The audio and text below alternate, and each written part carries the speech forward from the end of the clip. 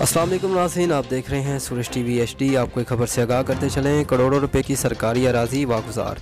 Lahore police और ज़िला इंतज़ामिया की हरबंसपुरा, नज़ीर गार्डन और नवा पिंड में मुश्तरका कार्रवाई के दौरान करोड़ों रुपए मालियत की कई कनाल सरकारी ज़मीन वागुजार।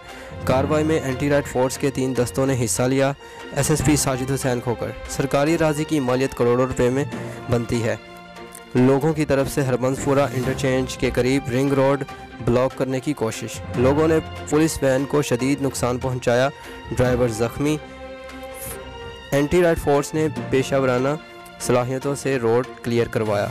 वज़ीर आज़म इमरान खान, वज़ीर आला सरदार उस्मान बुज़दार और IG पंजाब की हदायत पर कब्ज़ा ग्रुपों के खिलाफ क्रैकडाउन तेज़ किया गया है।